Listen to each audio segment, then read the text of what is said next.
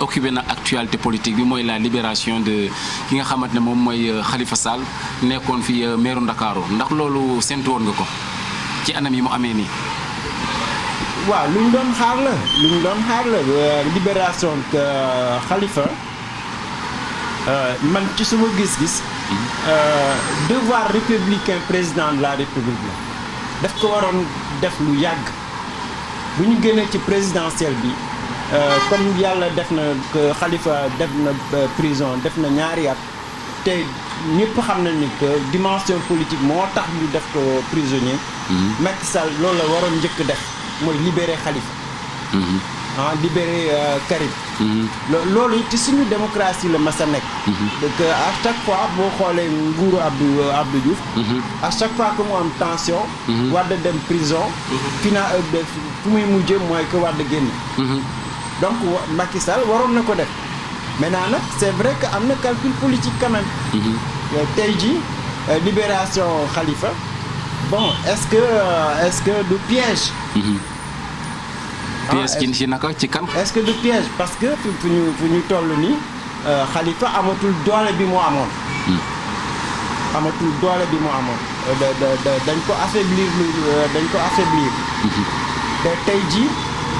boo xoolee opposition bi ni muy demee nii diggante PDS Rewmi ak Sonko nga génn prison nga def 2 ans pour nga amaat doole pour ñëwaat ci géopolitique bi.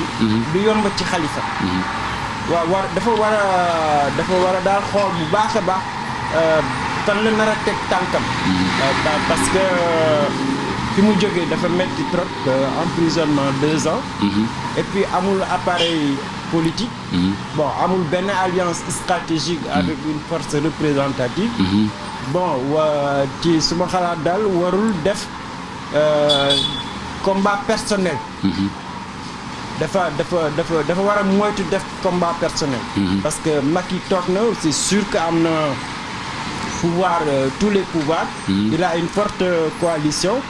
Bon il a l'opinion il a les chefs religieux mais kooku mënoo ko song seul.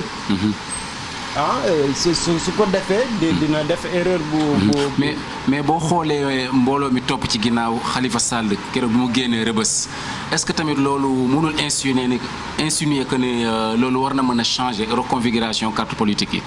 non dina changer dina changer c'est sûr et certain que dina changer parce que Khalifa dafa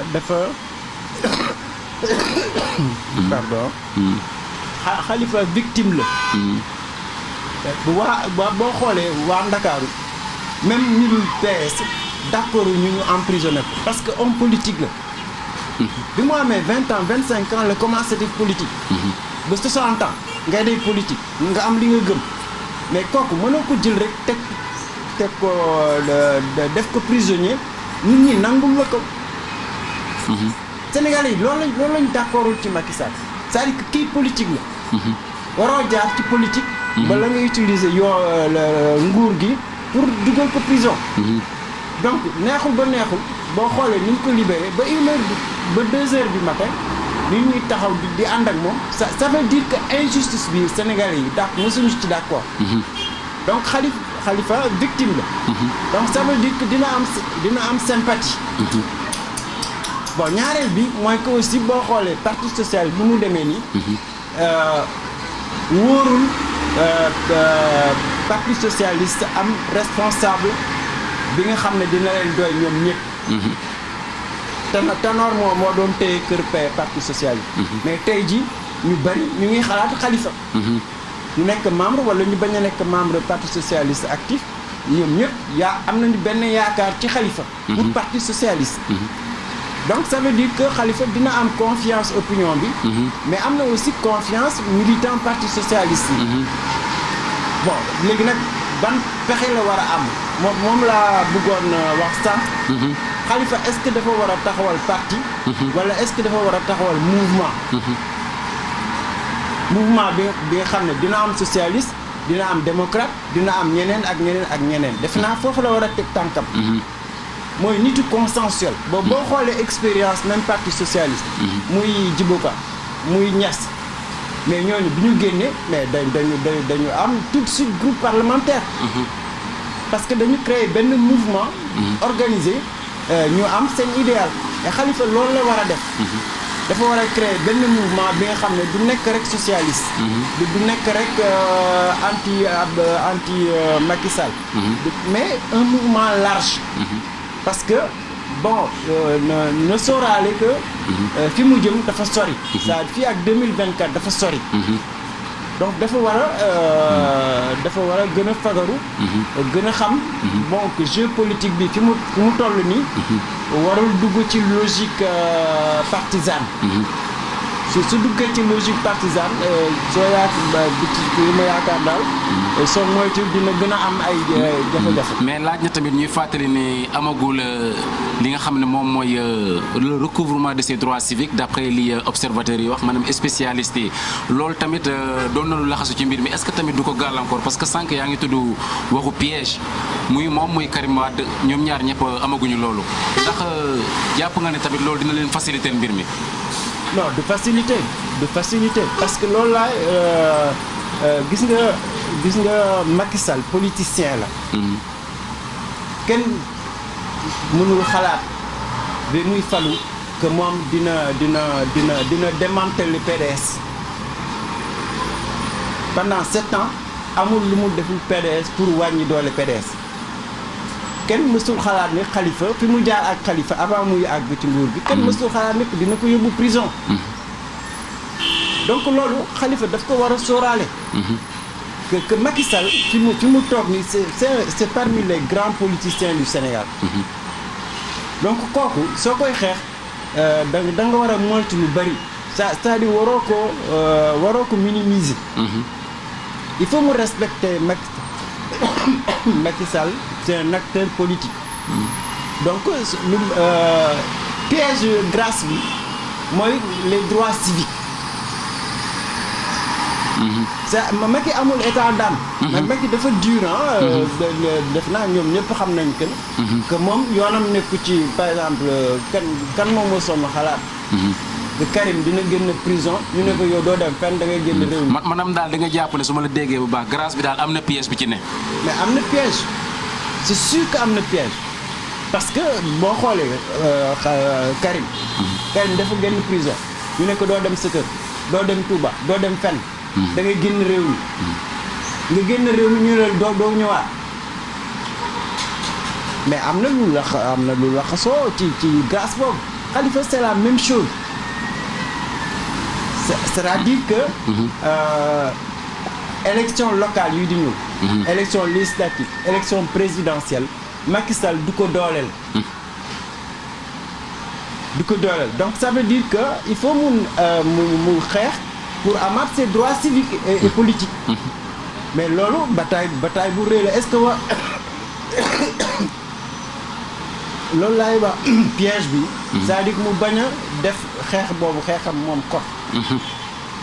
su ko defee xeexam moom kot du def fenn. parce que PDS réew mi Sonko duñ ko jàppale pour qu'il retrouve ses droits civiques qu'il soit un concurrent.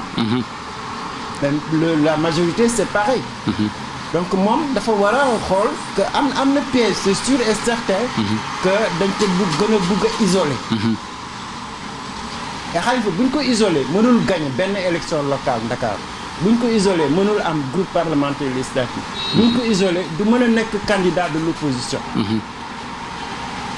et Macky xam na bu baax a baax lan mooy isolement. def na ko Karim. bon def na ko ñeneen ak ñeneen soo xoolee même la direction du parti démocratique sénégalais. pexe bi mu indi. mooy tëj Karim. ne ñeneen ñi du ngeen fi bouger. mais daf leen neutraliser ñoom ñëpp les 25. ñi nga xam ne dañu leen tuumaaloon ci CREI. mais kenn ci ñoom bougé wul. à part Madické.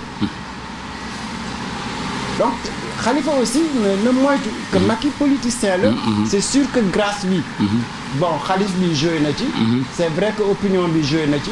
mais Macky day def politique.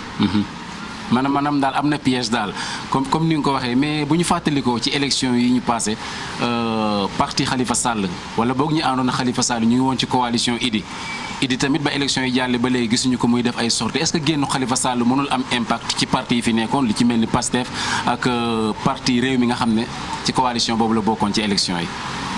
waaw dina am impact dina am impact parce que moom ak Idrissa Seck mën nañu wax ne en tout cas Idy wane na que am na colère moom tamit Khalifa wane na am na colère ci Idy parce que boo gisee présidentielle bi dafa mujj woote pour ñu choisir Idrissa Seck donc loolu expérience politique la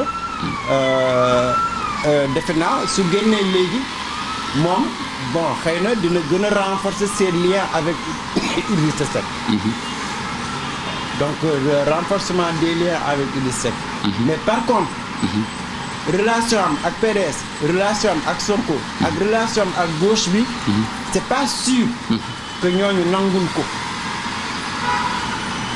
donc dina am benn situation bu xaw a compliqué pour Khalifa c'est-à-dire que soo amul PDS ak la gauche là pour nga nekk candidat potentiel ça va être extrêmement difficile extrêmement difficile parce que lu ñu gis ci expérience Sénégal mooy que lu gën a sonal responsable politique yi c'est que ñoom ñëpp dañu bëgg a nekk président de la République et comme Khalifa ñu jot a xam ni dina nekk candidat donc su ñeneen ñi suñu xamee ne kii candidat la quel que soit le cas de figure c'est un candidat mais c'est sûr et certain que duñ ko jàppale noonu parce que noonu lañ koy gisee concurrent lañ koy gisee ça veut dire que Khalifa mën na jouer une surprise par contre mooy le mouvement bi ma la doon wax c'est-à-dire mu respecte Idrissa Seck mu respecte PDS mu respecte Sonko mu respecte ñeneen ñi ñu am benn pacte de l'opposition mais même mu dem créer benn mouvement bi nga xam ne mouvement khalifiste lañ loolu c'est sûr et certain que si Khalifa mënee am benn mouvement de masse dina créer surprise bu rëy parce que moom rek moo nar a nekk alternative candidat APR ak coalition Benno là moom c'est sûr et certain que su yàkkamtiwul su liggéeyee bu baax a baax bon mën na créer une grosse surprise parce que fi ñu toll nii c'est vrai que c'est un socialiste mais c'est vrai aussi que c'est un patriote mën na fédérer lu bari ci réew mi indépendant même des politiques boo xoolee le mouvement social religieux le am na sympathie de man daal ci sama yaakaar mën na changer si vraiment su fekkente ne yàkkamtiwul wala deful erreur politique tout à fait su fekkee yàkkamtiwul mais xam naa temps bi ñu amoon tamit jeex na ñu bàyyi la rek nga tàggatoo.